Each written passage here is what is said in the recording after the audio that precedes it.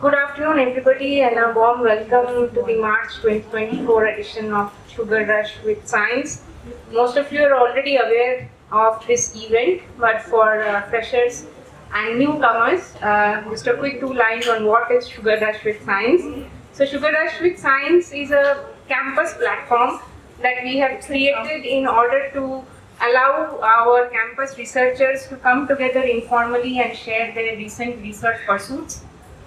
The aim is to increase campus dialogues across domains and departments, provide opportunities to understand the very big diversity of science and innovation happening in the cluster, and promote collaboration so that as a cluster we can take more of science to society. So the format today is pretty simple. We have 2 speakers. One is an academic researcher or faculty from the cluster, and one is an innovator or startup from CCAM. Both speakers will present in the Chalk Talk format. We have given 15 minutes to 20 minutes maximum for the talk and 5 minutes for Q&A. And ice cream, unfortunately, will be served only at the end of the talk to prevent distraction. Yes, to prevent exodus as well as distraction to the speakers. So with that, the housekeeping rules are over. Now I'll just quickly introduce our speakers of the day. The first speaker of the day is Professor Ramakrishnan, who is a professor and senior fellow of Wellcome Trust DBT Alliance at NCBS. She has spent more than 2 decades studying wildlife from the genetic lens, and today she's going to share her adventures on poop and hair and how they hold the key to so many animal secrets, and how our conservation efforts can be designed, aligned and realigned with the genetic information to save more species in danger. With that, Uma. Thanks. Thanks, Devash. Thanks. Nice to be here, and thanks for that introduction. So basically, I'm Uma, and I'm sure you guys have seen me here because the coffee is really good here. So I come here often. We all come here often, as are the cakes. So I work on wildlife, as Devashni said, and I think wildlife is kind of larger than life. We all think about it, but if I was to ask you, what proportion of, in terms of biomass, right? What proportion of mammals, say, on Earth are white? Okay, you know the answer. It's actually 4%. So 96% of mammal biomass on Earth is humans and livestock.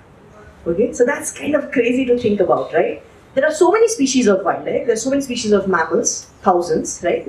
But in terms of the numbers, they're actually really there's very little left. And basically that's why we live in what's called the Anthropocene, where there's been huge changes. You keep hearing about climate change, and we attribute everything to climate change and global change.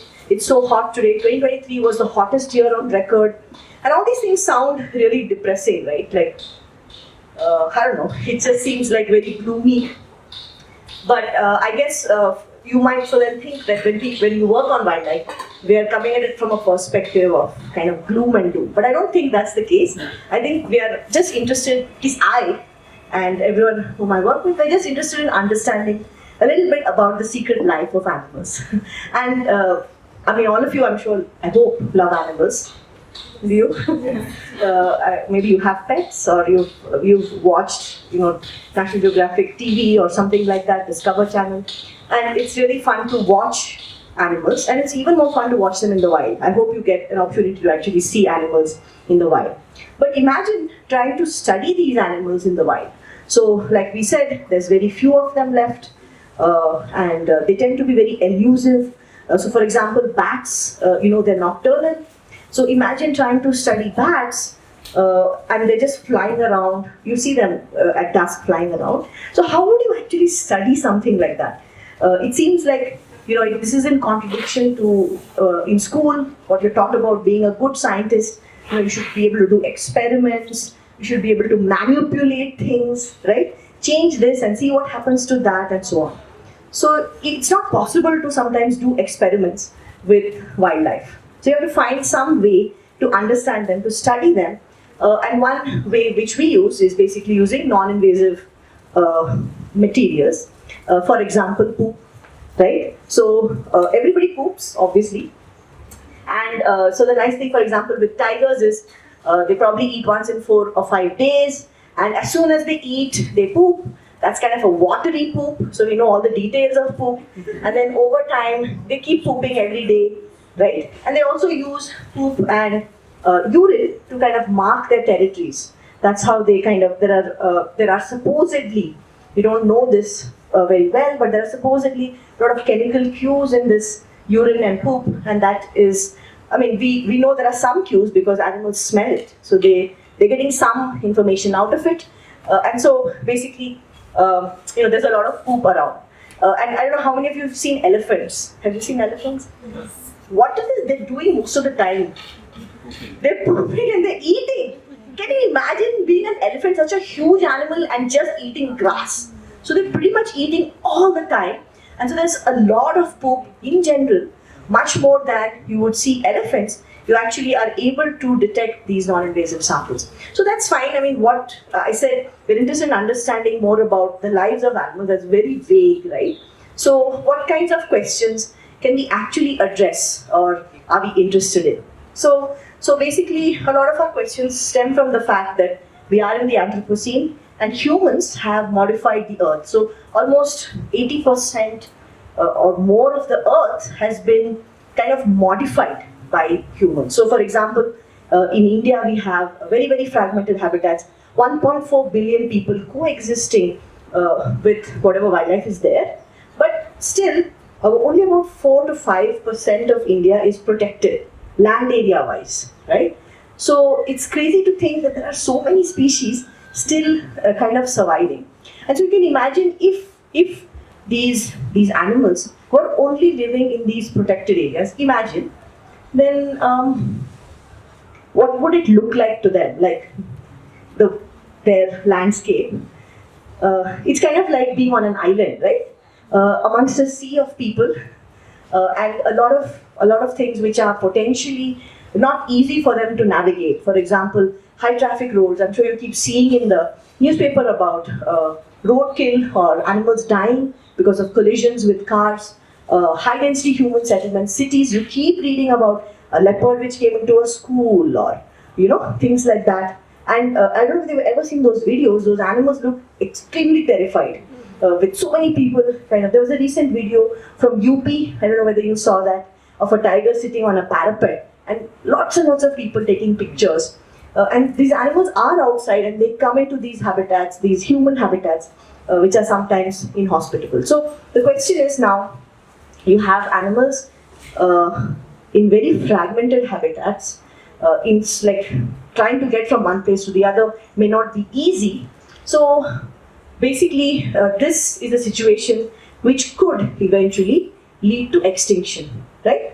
Because if you look at studies of extinction, they tell us that when populations of animals are really small, or they are very isolated, basically small populations are prone to extinction.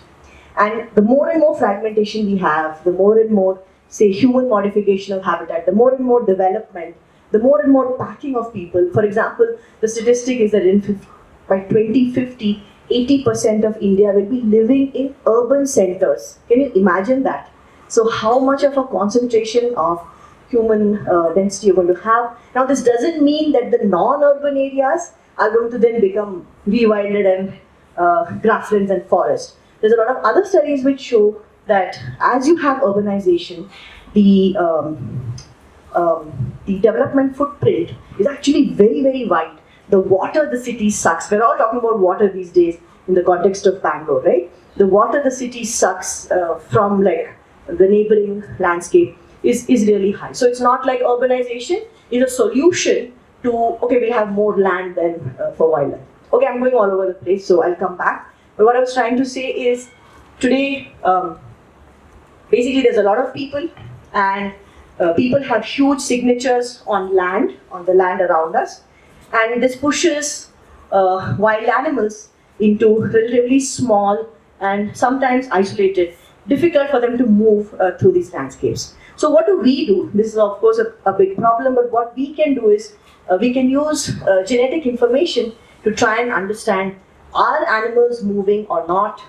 how many animals are there, if animals are isolated, are there any signatures of potential inbreeding or low genetic variation. So basically all of these which we think are correlates of extinction, right? So then we could say, okay, this potential population seems to be isolated. Can we plan for some kind of a, maybe like a corridor or some way to facilitate movement? Yeah, that would be nice. Thanks.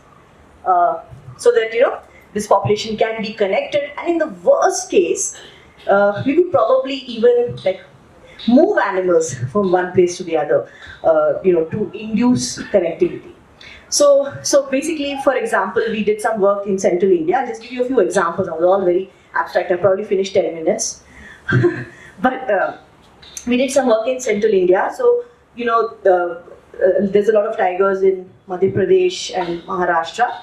And there's a very famous park called Pench. I'm sure all of you have seen Jungle Book, right? So Jungle Book was set in Pench. And right next to Pench is another tiger reserve called Kanha. And bisecting Kanha and Pench is this National Highway 7. And basically, there was for a long time there was a discussion to widen this from a 2-lane road to a 6-lane road. And basically what we did is we collected samples of tigers from across that landscape, and we showed that, you know, there was genetic sharing between tigers in Kanha and Pench, suggesting that there was movement or gene flow between Kanha and Pench. We also showed that high traffic roads and high density human settlements are detrimental to the movement of genes, not necessarily, but potentially because of movement of tigers. But when you have high density human settlements and high traffic roads, you seem to see signatures of less gene flow, okay, less genetic mixing. So that was then, that and other work was actually used in court in a PIL, right, in a public interest litigation by a citizen who said that, you know, if you are going to widen this highway, that is going to result in disruption of a natural process of movement of tigers from Kanha to Pench and vice versa. And basically, this case was won, and the court ordered the National Highway Authority of India to build an overpass for the traffic, and so there was an underpass for the animals. And this is the largest overpass in Asia. It's 700 meters long, and it's pretty amazing to think that, you know, DNA from poop, right, analyzed here in the lab at NCBS, was able to go back and help to comment on something like a overpass, right, which is cement and not at all, a lot of effort from many people. I was just lucky to be on the journey in this one. So that's one example. The other thing, I'll give you another example of some work which we just published on vultures. It's really interesting. Actually, if you look at poop, and there are some companies here in CCamp also now that look at poop and microbiomes. You can also look at diet from poop. Okay, so this is called metabarcoding, and basically the gyps vultures, what's called gidh in Hindi. You know, you must have seen them. They're very much a part of our or certain parts of our mythology and our culture. But basically, they used to be hyper abundant in the Indian subcontinent. And that was potentially because there's a huge cattle base in India, right? That I don't remember the statistic, but there's something like 3 heads of cattle for every Indian. I might be wrong, but I remember reading this somewhere. So basically, all of those cattle die, and so there's a huge, these vultures are scavengers. So basically, they prey on dead material, right? So dead cows or dead wild prey. And basically what happened was in the 1990s, there was suddenly a lot of use of the NSAID diclofenac. You'll find diclofenac in Volini or Move. My back is hurting today. I actually sprayed some in the morning. But basically, this is like crocin for cows. And you feed it to cows when, you know, they're not well or whatever. Very cheap veterinary drug. And what happens though is it really has a bad effect on vultures. When vultures eat carcasses with cows who've been fed diclofenac, they have immediate renal failure and they die. Okay? And you will not believe that this, it seems so innocuous, right? Crocin for cows, what's bad about that? but this caused a 99% precipitous decline of vultures across the Indian subcontinent. Vultures were like completely gone, almost gone. So basically, after a lot of effort, a lot of conservation organizations, activists managed to get these NSAIDs, not all NSAIDs, diclofenac banned. Okay, so diclofenac has been banned. Vultures are slowly recovering. There are some efforts to do captive breeding, but overall, there are some places where they seem to have recovered. It seems like they're recovering closer to protected areas. So one of the questions was, are they really still eating a lot of cows, or are they actually eating wild prey? And maybe people are still using diclofenac, though it's illegal, and so basically whatever recovery you're seeing is near protected areas where there are wild carcasses still available. So what we did is we went across the country, and I don't know whether you've ever seen these vultures. They're usually really high up, and they nest very high up on these cliffs. And so basically Maushmi, who was a postdoc at the time, was able to go and sample. You see that droppings are just like white lines on these cliffs. She was able to sample those. Just it looks like nothing. See, a tiger poop is big, right? But a vulture dropping is just like a streak. So just using like a swab, she was able to sample it, bring it back to the lab, and basically use metabarcoding approaches where you use kind of generic primers to amplify whatever is there in the poop and sequence it. And we were basically able to find out what they had eaten. And it turned out that in almost the entire north and central India, vultures were still eating almost exclusively cattle. However, in South India, vultures were also eating wild prey. So this is very interesting because, as young scientists, a lot of young scientists say, oh, I'd really like to do something and impact policy and so on. But maybe this is a case which is the other way around. So basically, in most parts of North and Central India, there's no consumption of cattle. There's cattle dumping, right? You cannot consume cattle, and cattle are dumped. And that's like a huge, that's an open site for vultures to feed. However, in South India, culturally, there is consumption of cattle. And so it's almost like a policy, a difference in policy and socio-cultural practice is affecting biology of vultures. It's the opposite in some sense. So anyway, but what it tells us also then is that there's no way to stop or lift the ban on diclofenac. If you want vultures to recover, you still have to keep that and maybe a ban on other NSAIDs, for example. So I guess I'm almost out of time, but I'll just leave with a couple of things which are happening in the future.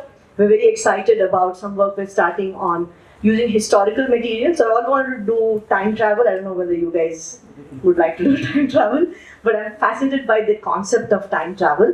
And when we use these historical trophies, it used to be legal to shoot tigers and lions and leopards and cheetahs up to 1972 actually.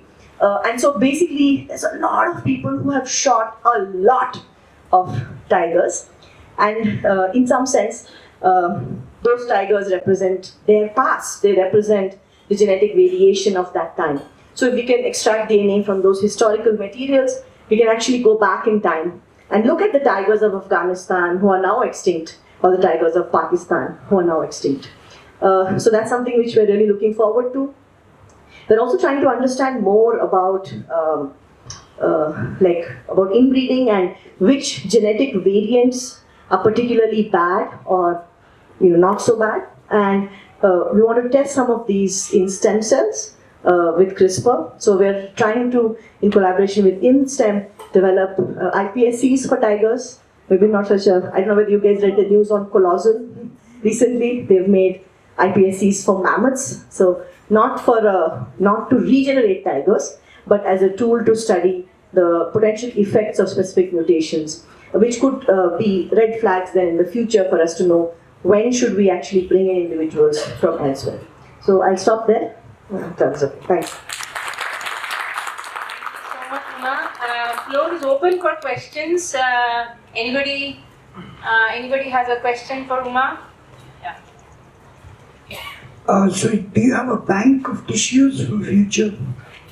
Yeah. So we do. It's not formalized like that. I wish we could.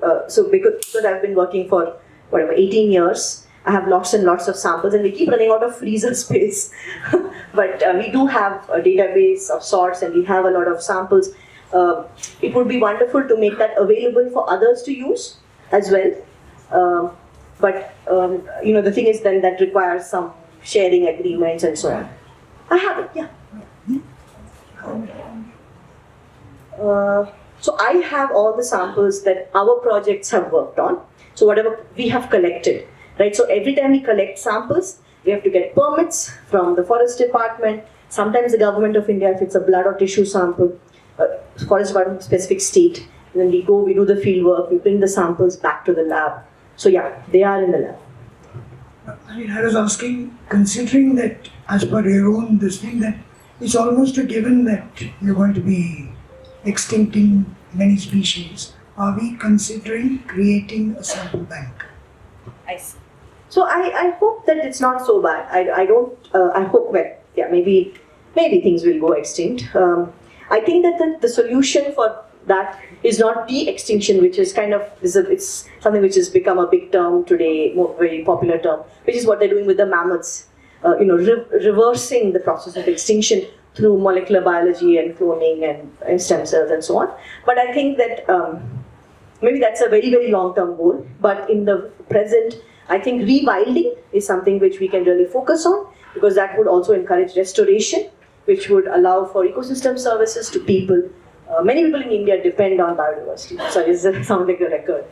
Anyone else?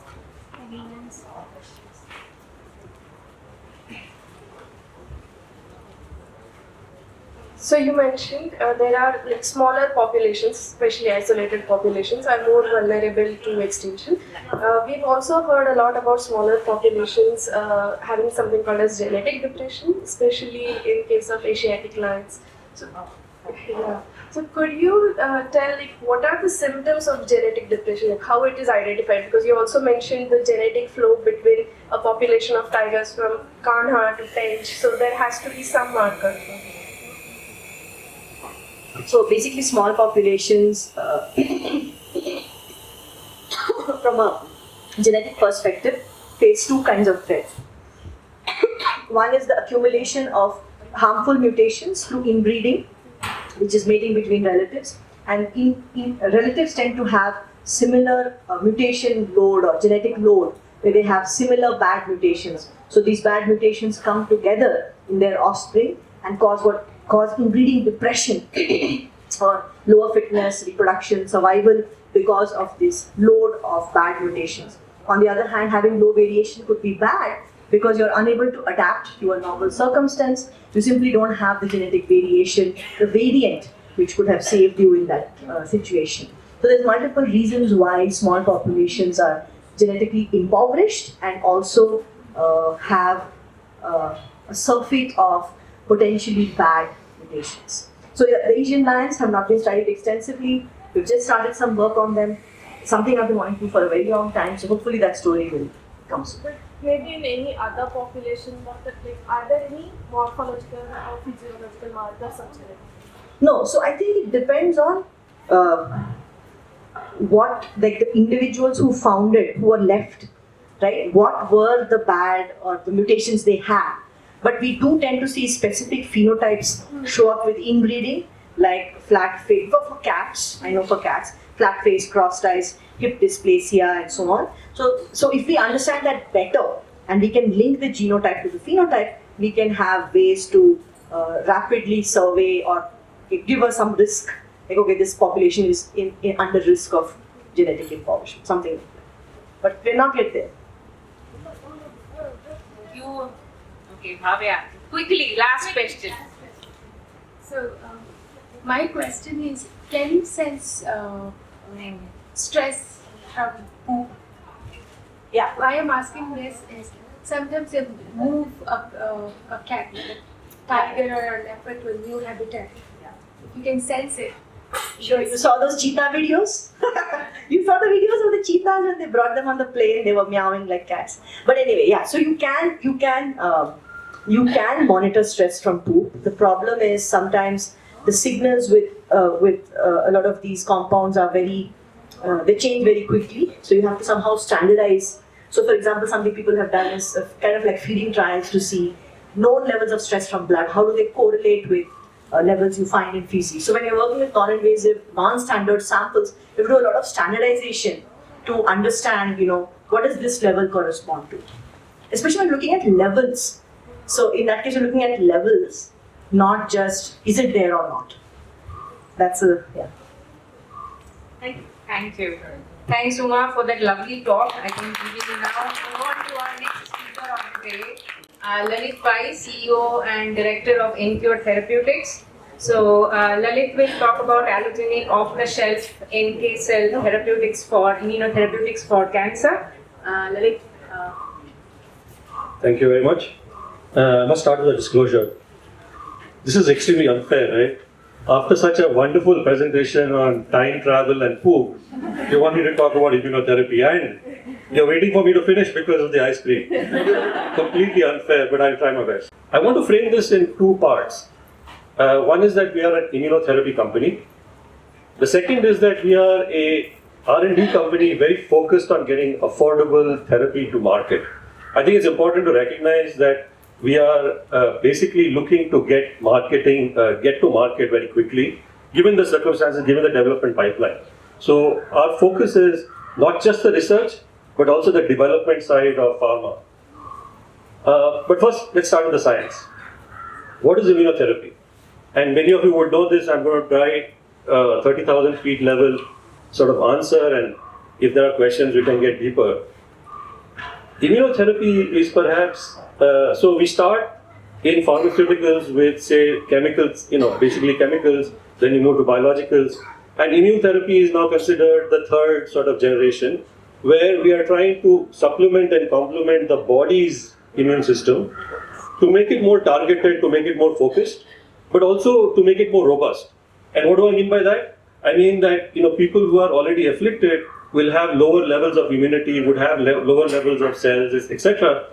And the entire therapeutic landscape for immunotherapy is trying to figure out how can we make the cells more effective and also increase the number of cells that are available to the patient. The closest sort of example or the closest stories that you would have heard to what we are doing is what is called CAR T therapy. Has anyone heard of CAR T therapy? And a lot of it, so chimeric antigen receptor used in the T cell therapy. So there are 8 therapies that are approved across the world. And the first one to be launched in India, first one to be approved in India got approved like a couple of months ago. I'm sure lots of you have heard about it in the press. ImmunoAct was the innovator there. So we are doing something slightly different. We are working with NK cells, which is the second largest component of the immune system. Natural killer cells they are called. And they are different from T cells for 3 or 4 reasons. The first is that it does not require any priming. It is part of the innate immune system, so it doesn't require to be told about a pathogen. It can sense a pathogen because of, like a friendly signal versus MHC class 1, class 2 null kind of signals. The second one is that it is multimodal in action. It is cytotoxic per se, the cell itself, but it also works with other cells like T cells and macrophages. It mediates a lot of the responses in the immune system. So it's a sort of a complementary force. It is not working independently. The third and the fourth ones are the most interesting for me, or for us. Many studies across the world have shown that there is no graft versus host compatibility issues, and they don't have any cytokine storm release issues, which are the biggest problems when you look at T therapy or T cell therapy. But what does it mean? So moving from the science part of it to the commercial part, it means 2 big things for us. First is because it is allogenic in potential, we could technically take a healthy human person's blood, fractionate the NK cell part of it, grow it at scale outside the body, and therefore reduce the cost of delivering such solutions, therefore making the therapy much cheaper than what currently the T-cell therapies are for.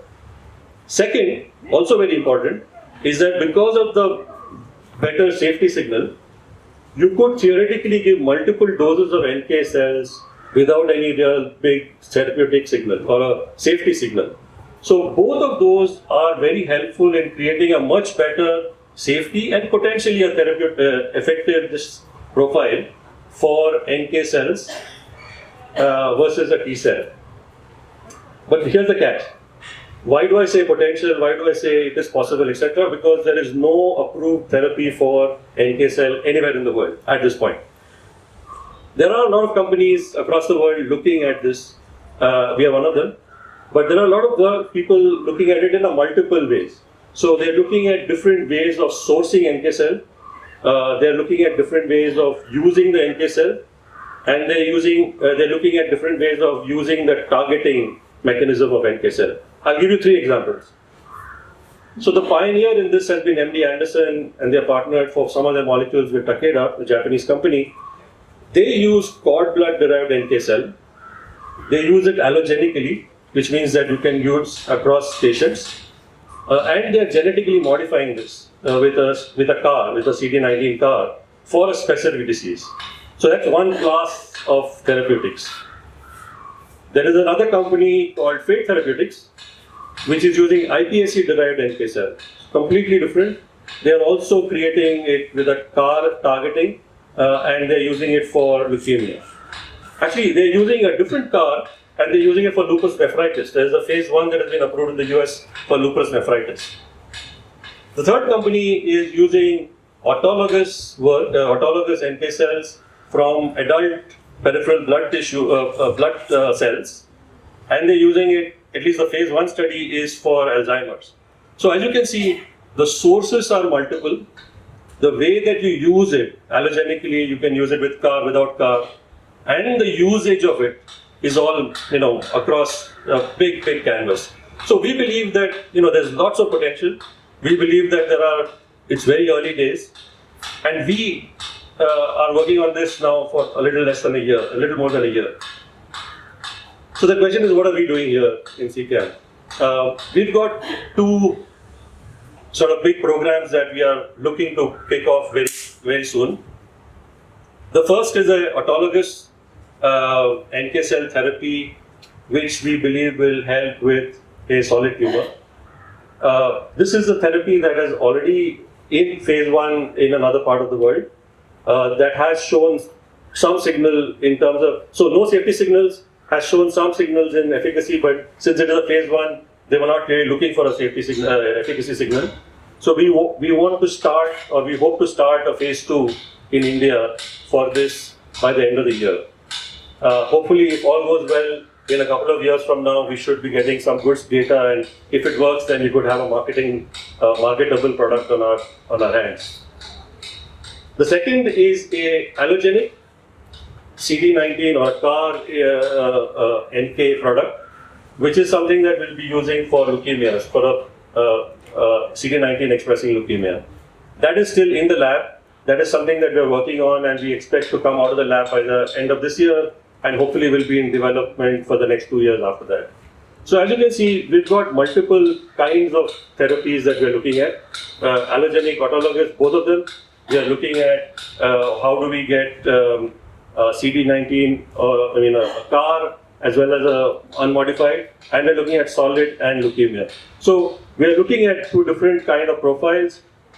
And I think the key in all of this is, what do we hope to get out of all of this?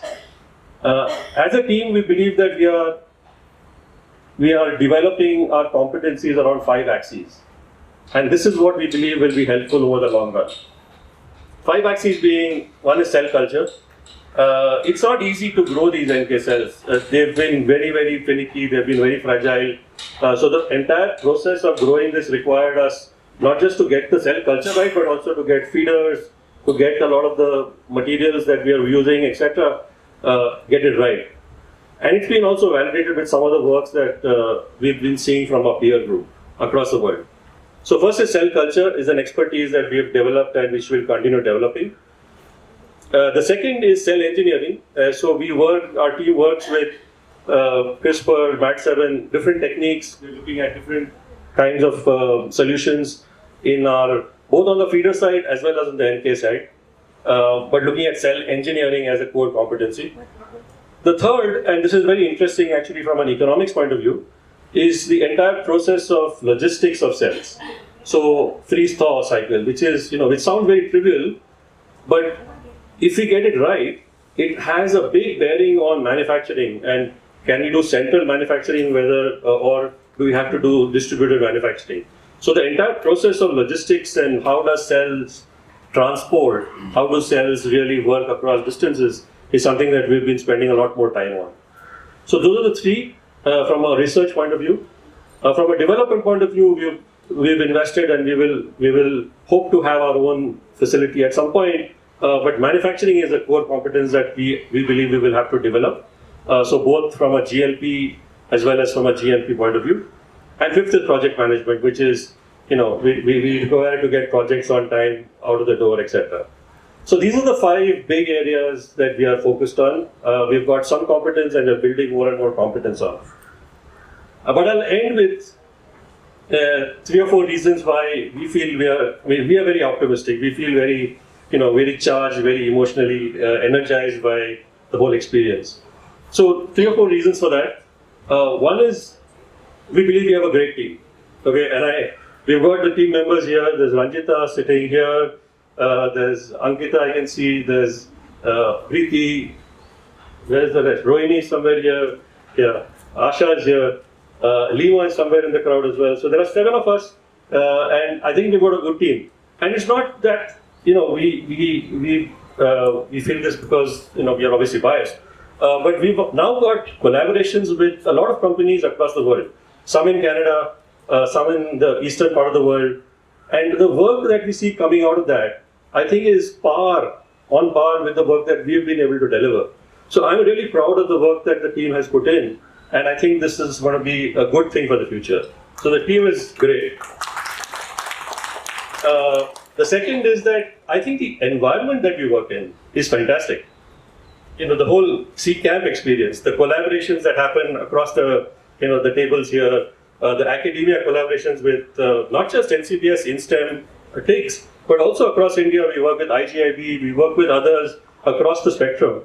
And I think the extent of talent, the number of people that are interested in this kind of work is quite amazing. So very impressed and very, very happy with the kind of collaborations that we've got. Third is that we've got a great set of investors. We've got 3 institutional investors that understand the challenge we are facing. They understand this is a long haul, and they are fully supporting us, which we believe will be very important as we develop. But the fourth one, and this is really the important one, the market, right? So if you think about it, there are, I think at last count, 14 lakhs new cancer patients that are diagnosed every year in India, just in India, 14 lakhs. And all of them every year. And all of them go through the standard therapies, and it costs, a lot of money for most of the people, which, most of the people cannot afford.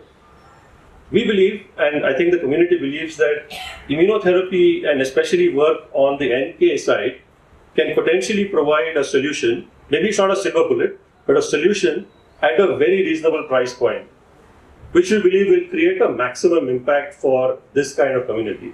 So the market is really what drives us. And ultimately, we believe that the market will develop not just in India, but internationally. We believe that it is not just immunology, not just oncology, but also a broader range of ideas that we could exploit with those 5 competencies that I talked about. So that's about it, and I hope I made good time, and I'm happy to answer any questions.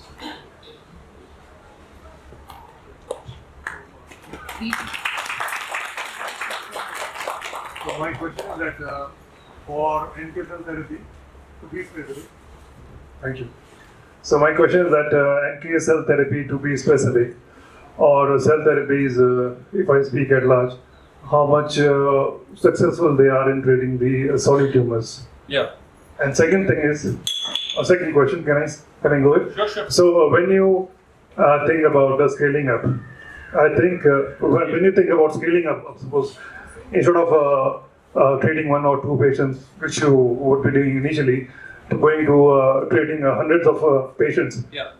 And in that case, you will be required to have many very highly skilled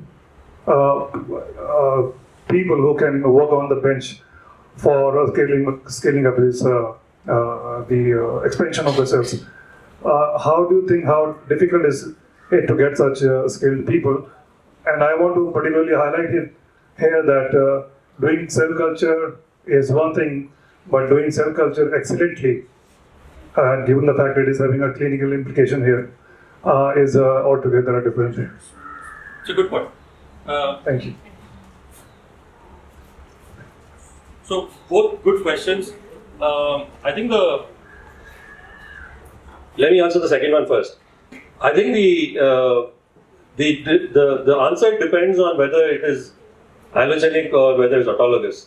Autologous is going to be very difficult because, like you just mentioned, for each patient, if you have to create a new cell culture and then give it back to the same patient, the cost is very high, the time is very high, which is the biggest problem that CAR T faces at this point. So if you read literature about problems in CAR T, they are not about biology across the world.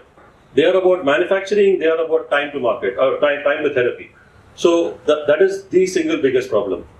We believe that because NK cell is theoretically biased towards allogenic provides, basically if you can create at scale manufacturing, then you get the ability to provide these cells on demand. You're not waiting for the patient to give their own blood. You can, it's a factory model that you can put in. And there is more and more now advances on the front of modular sort of manufacturing and modular interconnected closed loop manufacturing for cell culture. So I think your point is spot on. It is difficult, but if we can crack allogenic cell culture, the cell therapy from an efficacy point of view, safety, again, we will see the data, but I think there's enough studies to prove that there's not been any safety signal. If there is good efficacy and we can get the allogenic part done, I think that will be a big win for the economic side. Coming to your first question, there is no approved therapy for solid cancer using cell therapy. The 8 that have been approved are typically for all for leukemias. And I think it's more an evolution in terms of the way that the science is working. Bear in mind that the first therapy was approved in 2020. So it's still early days. And obviously the first ones to have got this right was, where the access to the cancer itself was easy, which is the liquid cancers. But we're seeing more and more advances happening. And not all cancers are developing the same way. Like the pancreatic cancers are very difficult to treat because there are multiple layers of cancer, the way it develops. Versus there are theories, again, that colon cancer is an easier solid cancer to look at. A lung cancer is an easier cancer to look at. So I think there will be an evolution on this whole front. I think we will start to see some more work happening, hopefully on the easier, quote unquote, easier solid cancer, and then moving on to the tougher ones. So early days at this point, but I'm biased, but I think there is a lot of hope at this point.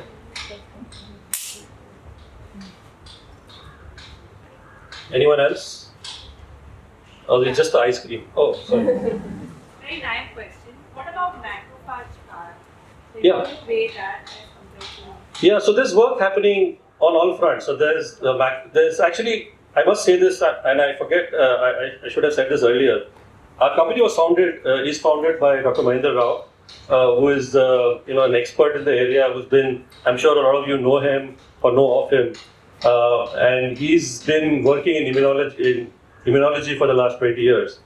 And the reason I bring him up is that he's working very closely with a company in the US called NKure Therapeutics, which is using macrophages and a CAR with a macrophage. So I think there's a lot of work happening.